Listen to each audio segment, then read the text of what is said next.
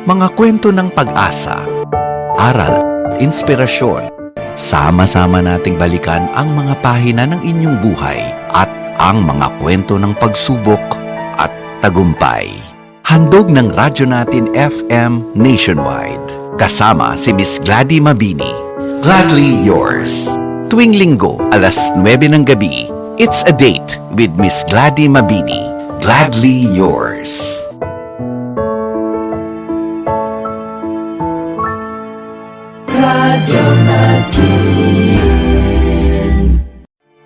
Handog ng radyo natin FM Nationwide. Kasama si Miss Gladie Mabini. Gladly Yours. Magandang gabi na ulit, Luzon, Visayas at Mindanao, Pilipinas. Kumusta po kayo mga kaibigan? Yes po, it is Sunday, kaya naririto na tayong muli sa ating palatuntunan. Kumusta po ang linggong nagdaan? Kumusta po ang ating mga na-accomplish?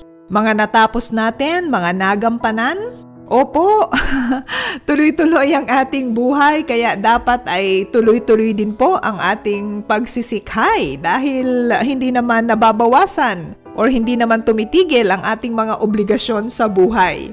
Ngayon nga po ay 30 ng buwan ng Mayo pero dahil 31 days ang May, sa Tuesday pa po ang pasok ng buwan ng Hunyo. Kayo po ay nakikinig sa programang nagtatampok ng istorya ng inyong aral, inspirasyon at pag-asa, ang atin pong Gladly Yours. Sumasa inyo po every Sunday sa mahigit na 100 radyo natin FM sa buong kapuluan at live din po na napapakinggan sa ating streaming ang radyonatin.com. Mamaya pong alas 11 ng gabi ay may replay po ang episode na ito dyan po sa ating YouTube channel na Gladie Mabini, just in case na hindi po ninyo nasimulan ang episode na ito. Kasama po natin sa control ang ating engineering team. Mga kaibigan, ito po ang inyong Miss Glad at welcome po sa ating palatuntunan. Noong isang araw ay may nakausap po ako na isang kaibigan at bahagi siya ng isang malaking family-owned corporation. Naibahagi niya ang kanilang desisyon na mag-asawa to liquidate their assets. Binibenta na ho nila ang kanilang mga properties. Opo, para mabayaran na din daw ang kanilang mga obligasyon. At anuman ang matira, i-allocate na lamang daw nila to live a simple life sa probinsya. Meron daw pala silang farm where they can stay and retire. As this friend is a long-time friend na madalas kong makausap at ako ay naging saksi sa kanyang mga pagsusumika para mapalaki ang kanilang negosyo, palaisipan sa akin ang ganitong klase ng desisyon.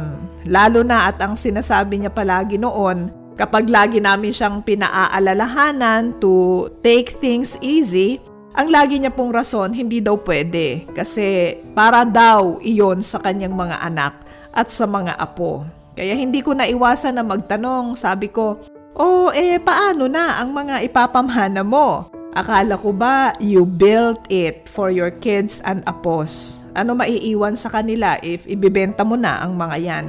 Malungkot niya po akong tinignan at ikinagulat ko ang kanyang isinagot.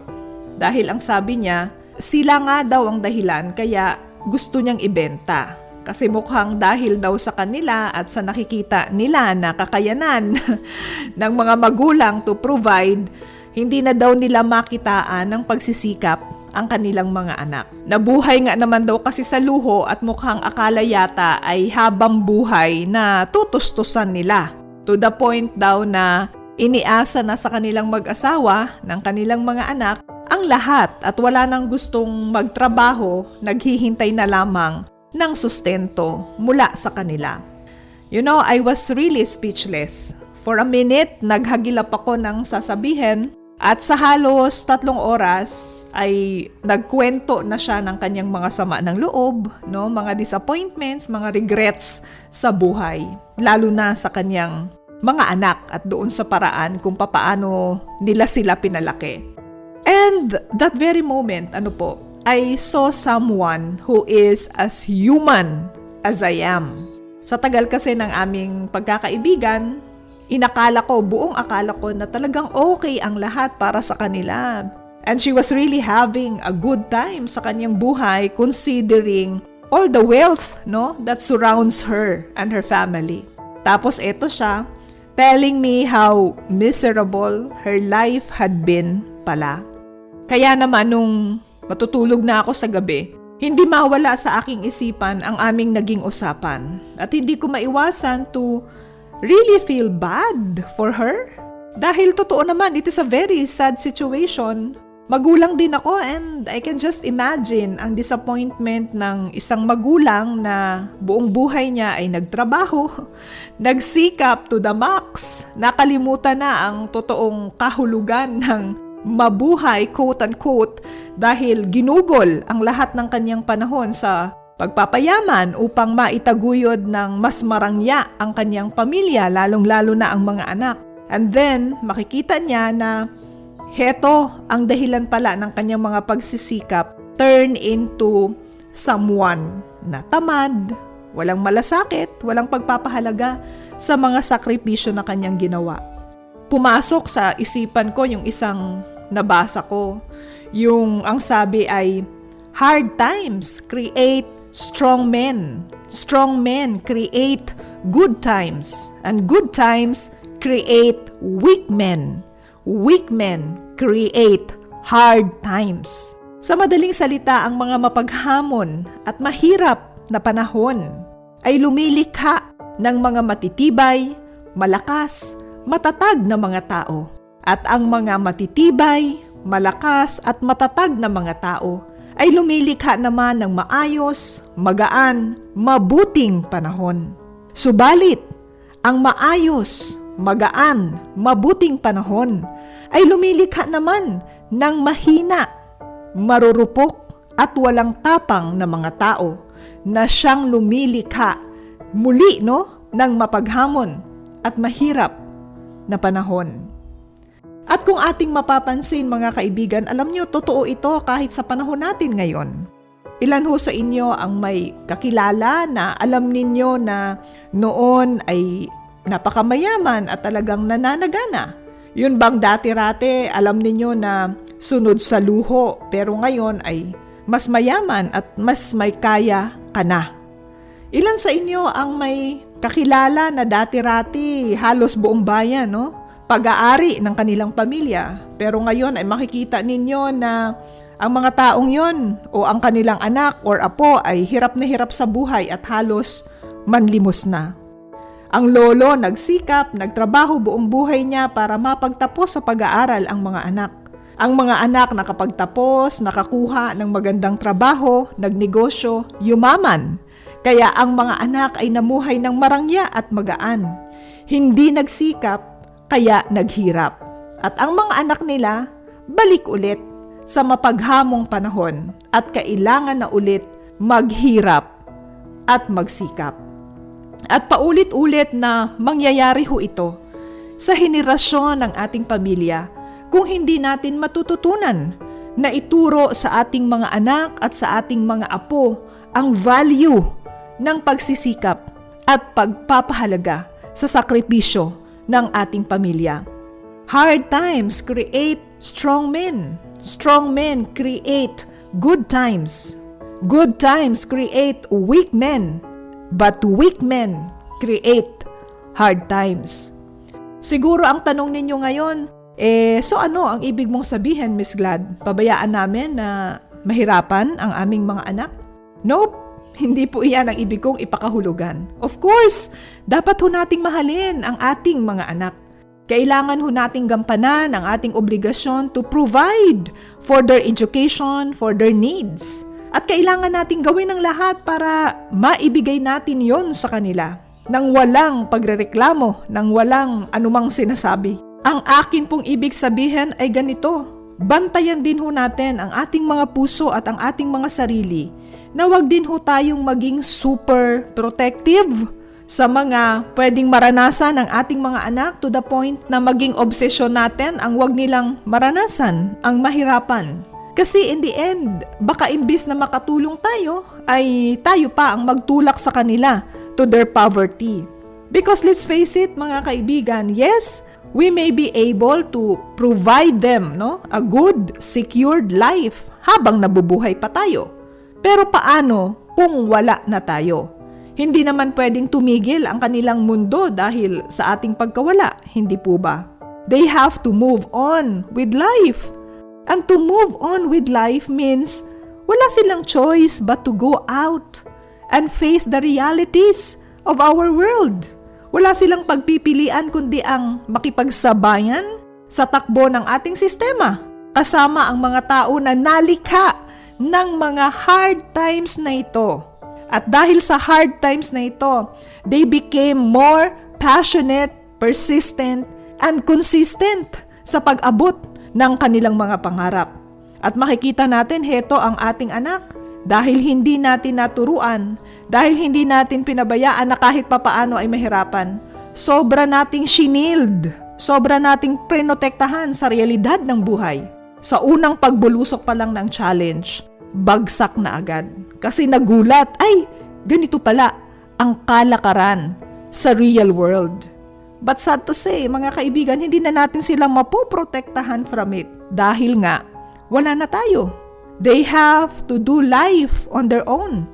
At kung sila ay mahina, siguro ay nakikinikinita nyo na kung anong klaseng buhay ang naghihintay sa kanila at sa mga anak nila o sa mga apo nila. Nakukuha nyo po ba ang sinasabi ko, mga kaibigan? I know this hurts, but this is the truth and we need to be reminded of it. Kung tayo man po ay bunga ng hard times, kaya tayo nag-aral at nagsikap, napasama ba tayo? Hindi ba ang ating pagsisikap ang dahilan kaya gumaan-gaan at gumanda-ganda ang atin hong buhay, ang atin hong kalalagayan? Honestly, katulad ng kaibigan ko na ito, I used to be so driven, no, sa akin ding mga pagtatrabaho at pagsusumikap noong mga nakaraan. Lagi kong sinasabi sa aking mga anak, this is for you. Ayokong danasin ninyo ang kahirapan na dinanas ko, kaya double effort talaga ako. At kahit dama ko na pagod na ang aking katawan at ang aking isipan, alam ko na hindi ako pwedeng sumuko. So I kept on pushing on to the point na nagkasakit ho ako. And then, my eldest said, ano ang gagawin namin sa mga itinataguyod ninyo kung ikaw naman ang mawawala?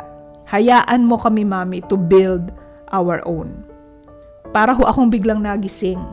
Dahil, sa kagustuhan kong wag mahirapan ang aking mga anak, ninanakaw ko na pala sa kanila ang pagkakataon na matuto paano lumaban at mabuhay at ang oportunidad na itaguyod ang kanilang pag-unlad on their own.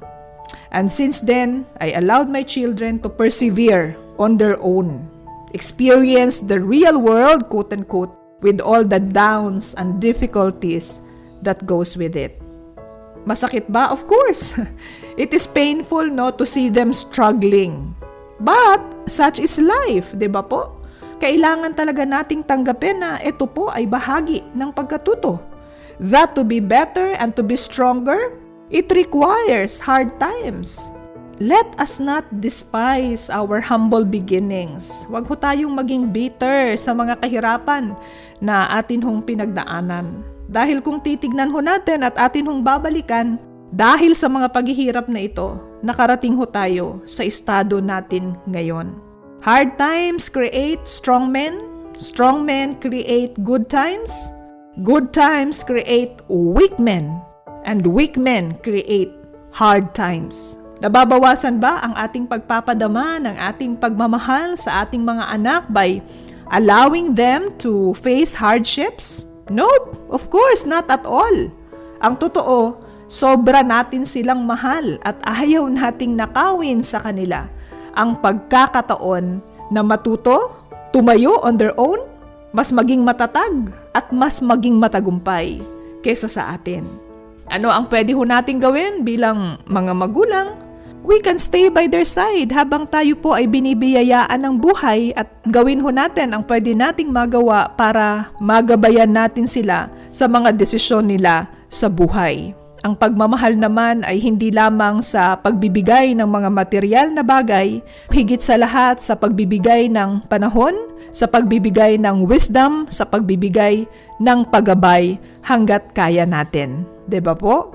At sa mga anak na nakikinig ngayon, ang mga magulang ninyo hanggat nandyan pa, pasalamatan ng Diyos para sa kanilang presensya. Itong awitin na aking tutugtugin,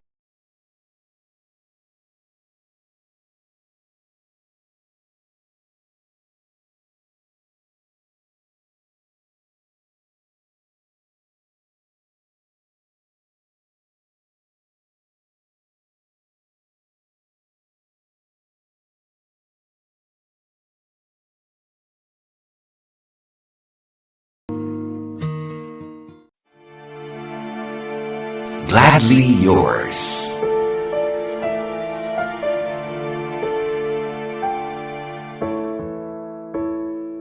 kaagapay natin sa programang ito ang Shield Bath Soap. Lagi ho nating tatandaan, clean hands protect us from infection. So take time to learn the proper 20-second hand washing procedure gamit po ang antibacterial soap para makaiwas ho tayo sa coronavirus infection. This is a public service reminder from ACS Manufacturing Corporation, maker of Shield Bath Soap. Gayon din ang MX3 na laging nagpapaalala sa atin na huwag ho nating kalimutan na may pandemya pa din. Kaya patuloy nating alagaan ang ating kalusugan, palakasin ho natin ang ating resistensya, siguraduhin natin ang 7 hanggang 8 oras na tulog, kumain ng masustansya at lagi ho tayong manalangin. Yan po ay paalala mula sa MX3, BM Extraordinary with MX3. At sa mga misis, kahit na naka-quarantine lamang ho tayo sa bahay, pwede pa ring mangamoy pawis at kulob ang damit ng ating pamilya. Kaya ang payo ko, subukan nyo na po ang Charm Fabric Conditioner. Ang Charm Fabcon ay may Stay Fresh technology, kaya damit ay masarap at kumakabloom sa bango. Subukan na po ang Charm Fabcon, bangong kumakabloom. Charm Fabric Conditioner is manufactured by ACS Manufacturing Corporation, ISO certified, world-class quality. Okay, so basahin na natin ang liham po na ating natanggap.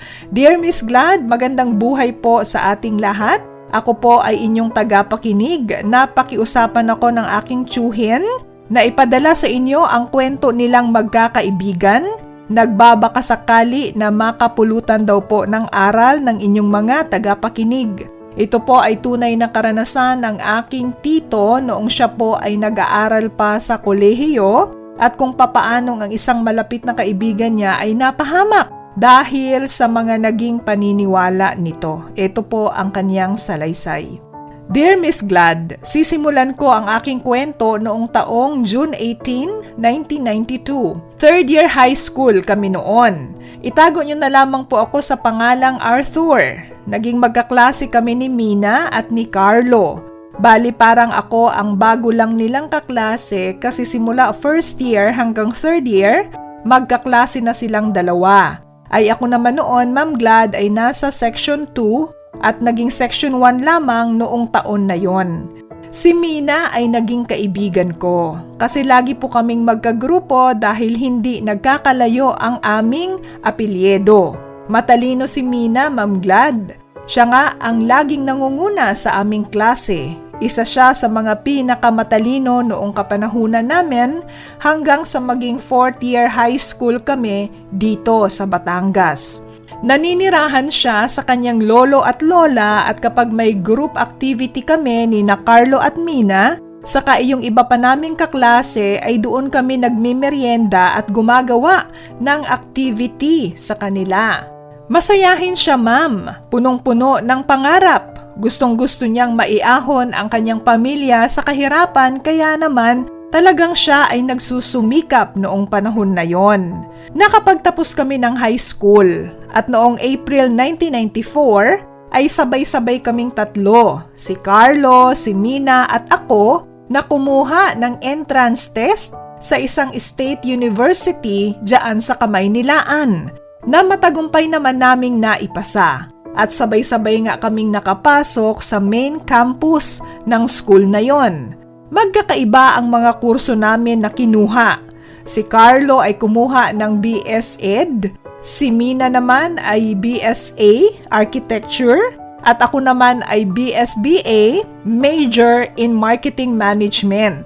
Magkakaiba-iba man kami ng tinatahak na landas, nananatili ang aming hangarin na maging successful kami sa aming mga napiling karera sa buhay. At dito magsisimula ang lahat. Kung paano nabago at napunlaan ng ideolohiya si Mina. Taong 1993, mga freshmen kami noon, para kaming nasa bagong mundo. Kasi nga sa wakas, first year college na kami. College life na po. Papunta kaming 3 upang mag-attend ng orientation. Pero alam po ninyo ang sumalubong sa amin sa campus grounds, mga kabataan na nagrarally, mga patungkol sa mga issue ng ating bayan, kahirapan, contractualization at korupsyon sa gobyerno na may kaugnayan noon sa Administrasyong Ramos. Nagulat ako, may mga ganoon pala sa public university. Pero hindi ko na lamang pinansin. Bagkos ay nagpatuloy ako sa aking pag-aaral. Magkakaiba man kami ng kurso ni na Carlo at Mina at may kalayuan din ang mga departments namin sa bawat isa, lagi pa din kaming nagtutulungan sa aming pag-aaral. Kapag merong lecture, si professor na hindi namin maintindihan, i-discuss namin yon sa isa't isa para maliwanagan. Ma'am Glad, okay pa po noong unang semester si Mina.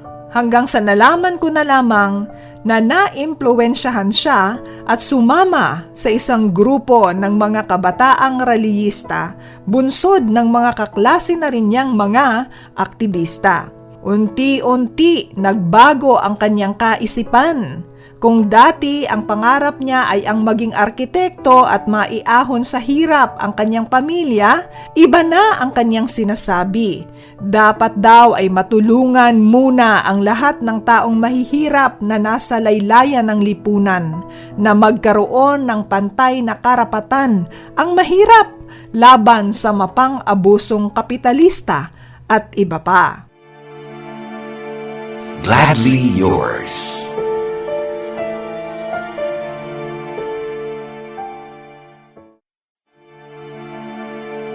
Gladly yours.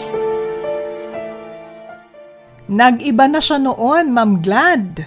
At kahit hindi ko lubos na nauunawaan, ako man ay nangamba sa posibleng maging kahinatnan ng mga magiging desisyon niya. Nag-alala kami ni Carlo. Batid namin na ang pagsapi at pagiging miyembro ng mga ganoong grupo ay delikado. Sinubukan namin siyang kausapin. Pilit naming ipinauunawa ang kapahamakan na maaaring naghihintay sa kanya. Lalo na noon, kapag nagkakaroon ng tensyon sa mga nagkikilos protesta at sa mga pulis, nagkakasakitan talaga. Ngunit bigo kami. Hindi siya nakinig. Ipinagpatuloy niya ang kanyang pakikibaka at pagsuporta sa mga gawain ng nasabing grupo. Hanggang sa napapabayaan na niya ang kanyang pag-aaral, napapag-iwanan na namin si Mina. Ang dami na niyang binagsak na mga subjects sa architecture at talagang nangamba kami para sa kanya. Kaya kinausap namin siya ulit. Ngunit tanging sambit niya, babawi na lamang siya at hahabulin na lamang yung mga bagsak na subjects niya. Lingid sa amin ni Carlo, Ma'am Glad. Yun na pala ang huling sandali na makakasama namin si Mina sa loob at labas ng campus. Hindi ko yun makalimutan. December 13, 1995. Nalaman ko na lamang. Nagpaalam raw si Mina sa kanyang mga magulang na a-attend lamang ng immersion para sa kanilang activities sa school. Ngunit lumipas ang gabi at mga araw, hindi na siya umuwi. Naging saksi kami ni Carlo kung paanong naapektuhan ang kanyang mga magulang, kung papaano silang labis na nangulila sa kanilang anak, at para maibsan ang kanilang kalungkutan at maramdaman nila ang aming pagdamay, kapag wala kaming pasok ni Carlo, tumutulong kami para ipanawagan sa radyo at TV ang pagkawala ni Mina. Opo, Ma'am Glad. Kasakasama namin ang kanyang nanay na laging mugto ang mga mata sa tuwing nananawagan sa radyo at TV. Ramdam na ramdam namin ang paghihirap ng kanyang kalooban. Paminsan-minsan nagdidikit din kami ng mga posters ng larawan niya na may telephone number sa mga poste. Gayunpaman, alam namin ni Carlo at ng mga magulang ni Mina na sumapi na siya sa grupong sinuportahan niya. Lumapit kami sa school administration, nakiusap na imbestigahan at may papanagutin sa pangyayari. Pero hanggang ngayon, wala kaming narinig na development. Gustong-gusto ko na noon na kumprontahin ang grupo na alam kong sinamahan niya. Alam ko sila ang responsable sa pagkawala ni Mina, pero hindi ko nagawa hanggang sabi na lamang ako. Taong 1997, nakagraduate po kami ni Carlo. Siya sa kursong BS Ed, ako naman sa kursong BSBA. Mixed emotions ang naramdaman namin sa pagtatapos na iyon. Kapwa kami masaya dahil natapos namin ang mga requirements at natupad namin ang mga pangako namin sa isa't isa na kahit mahirap, magtatapos kami ng aming pag-aaral. Pero sa kabilang banda, hindi rin namin maitago ang sobrang kalungkutan dahil hindi namin kasama si Mina. Nagpatuloy ang buhay, Ma'am Glad. And after 3 years, si Carlo ay naging teacher na sa isang public school. At ako naman, naging isang negosyante. Nagmamanage ng isang restaurant na may 3 branch sa iba't ibang bahagi ng Batangas. Pero kahit kami ay may kanya-kanya ng pinagkakaabalahan noong panahon na yon, hindi kami nakakalimot sa aming malapit na kaibigan na si Mina. Kinukumusta namin ang kanyang mga magulang na naririyan sa Manila. And then isang araw, napabalitang nagkaroon ng engkwentro ang mga sundalo at makakaliwang grupo sa Irosin, Sorsogon sa Bicol. Ayon sa balita, umabot ng 1 oras ang putukan at habulan. Hindi ko lubos inasahan, Ma'am Glad, nakasama si Mina sa napas lang. Napaluha ako. Nakaramdam ako ng labis na kalungkutan sa aking kaibuturan. Agad-agad akong nagbiyahe patungong Manila upang makipaglamay. Masakit pala na makita ang isang kaibigan sa loob ng kabaong. Wala nang buhay, wala nang hininga. Halos hindi mapatid ang hinagpis ng kanyang ina. Damang-dama namin ang sakit na kanyang pinagdadaanan sa tuluyang pagkawala ng kanyang anak. November 9, 2001, sa edad na 24, huli kong nasambit sa puntod niya. Paalam, kaibigan, hanggang sa muli. Ngayon, pag naaalala ko ang lahat, masama ang loob ko. Nalulungkot ako, nasasaktan ako sa kinahantungan ng kaibigan ko. Naiisip ko, sana buhay pa siya. Baka ngayon isa na siyang matagumpay na arkitekto at may masayang buhay, kapiling ang kanyang pamilya. Ang tangi ko na lamang na dalangin, nawa, matamo niya ang lubos na katahimikan at kapanatagan kasama ang Diyos na lumikha. Kaya sana, Ma'am Glad, may napulot na aral sa aking karanasan ang iyong mga tagapakinig, lalo na ang mga kabataan. Hangad ko na magabayan sila ng kanilang mga magulang at kilalanin nila lalo na ang mga taong nakapaligid sa kanilang mga anak. Sa edad kong 43, lubos kong pakiusap sa mga kabataan, matuto kayong sumunod sa inyong mga magulang. Hindi ko kailanman nanaisin pang mangyari at makita sa ibang magulang ang paghihirap na nakita ko sa mga magulang ng aking kaibigan. Hanggang dito na lamang po. God bless po, Ma'am Glad. Gladly yours, Arthur. Gladly yours. Oh, nalulungkot ho ako para sa inyo, Carlo, lalong-lalo na para sa iyo, Arthur. Dama ko ang nakatago mong paghihinagpis hanggang ngayon. Although iniisip ko rin po sa kabilang banda, bagaman malungkot para sa inyo ang nangyari sa inyong kaibigan, maybe you can find comfort with the thought na hindi rin naman maiaalis na pwedeng para naman sa kanya, namatay siya ng may karangalan, ng may dangal dahil naipaglaban niya ang kanyang ipinaglalaban. It was her choice, pinili niyang tahakin ang ganoong buhay, and that is beyond your control. Mas makakabuti po para sa lahat if we can leave it to her, if she finds honor for fighting for her beliefs until the very end. And I think, mananatili talaga sa ating lipunan ang pagkakaiba-iba ng ating mga pinaniniwalaan at gustong ipakipaglaban. Tayo naman ay talagang nilikha ng Diyos na may pagkakaiba-iba sa bawat isa. Gayunpaman, hindi po yun sapat na dahilan upang sirain natin ang isa't isa.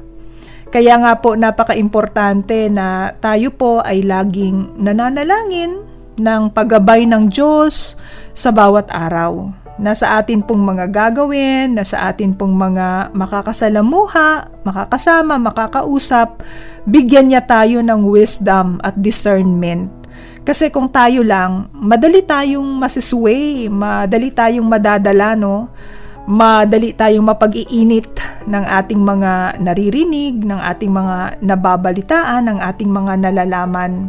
Galing man yan sa gobyerno or galing man yan sa makakaliwang grupo. At anumang panig ang gusto nating kabilangan or anumang panig ang gusto nating kampihan, let us make sure lang na lubos nating nauunawaan kung ano ba ang kanilang ipinakikipaglaban. Na naiintindihan natin bakit ba tayo doon nakapanig at bakit tayo sumasang-ayon sa kanilang ipinakikipaglaban. Yung bang hindi ho tayo pumapanig dahil nakita lang natin na kasi madami sila, siguro pwede ako dito kasi ito yung madami. O kaya naman meron tayong pinanigan kasi na-pressure tayo to make a stand. Kung gusto ho nating makibahagi sa isang ideolohiya, sa isang advokasya, sa isang layunin, let us turn our brains on. Let us open our eyes for us to see. Importante po na sa ganitong mga usapin, bukas at gumagana ang ating isipan. Tayo mismo mag-iisip, tama ba ang ating gagawin? Bakit tama ang ating gagawin? Makabuluhan ba ang gusto nating ipaglaban? Bakit makabuluhan ang gusto nating ipaglaban? Kung hindi ho tayo kumbinsido, wag ho tayong sumali. Kung hindi ho natin lubos na maarok ang gustong ipakipaglaban, step back. Wag ho nating paghaluin ang mga salitang advocacy, passion, zealousness, diba? Sa doing things right. Dahil hindi naman po nangangahulugan na dahil convincing ang isang layunin, convincing ang isang advokasya, ay tama na ang tinatahak na landas. If you cannot identify, then don't take sides. Kung nagugulumihanan ka at hindi alam kung ano ang dapat na paniwalaan, then you can read the Word of God and the Lord will help you. Ano ang sinasabi sa Philippians 4:7? And the peace of God, which transcends all understanding, will guard your hearts and your minds in Christ Jesus. There's more to life. Hindi ho natin kailangang pasanin ang buong mundo to be able to make a difference sa mundong ito. Kaya nga ang bawat isa sa atin, 'di ba, inilagay sa isang pamilya. Hindi tayo kusang ibinagsak lang sa mundong ito and then ayan na, mabuhay na tayo. Inilagay tayo ng Diyos sa mundong ito na may kapamilya. He called us to take care of our own muna. Kapag naayos na ho natin ang sarili nating pamilya, then we can go out and start taking care of others also. Dahil paano natin ililigtas ang iba kung ang sarili nating pamilya nalulunod, 'di ba? At wala ho tayong magawa. Alam niyo po mga kaibigan, ilang beses kong sinabi sa programang ito, para na nga siguro akong sirang plaka para sa inyo. Paulit-ulit ko kayong pinaaalalahanan na mabuti ang plano ng Diyos para sa bawat isa sa atin. No question about it. Pero bagaman mabuti at maganda ang plano ng Diyos, kung ayaw naman ho natin itong gawin, God, sadly, will respect our will. He will let us do what we want to do. But we need to remember na accountable tayo sa ating pinili, sa ating desisyon. Kaya kung anuman ang konsekwensya ng desisyon na yon, kasama yon sa ating haharapin, kasama yon sa ating aakapin. At kung meron man ho ako gustong sabihin sa inyo sa ating tinatalakay ngayon, iyon po ay ang katotohanan na meron hong pagpapala, meron pong blessing ang Panginoon sa mga nagsusumikap na mapanatili ang kapayapaan. Matthew 5:9, happy are those who work for peace. God will call them children.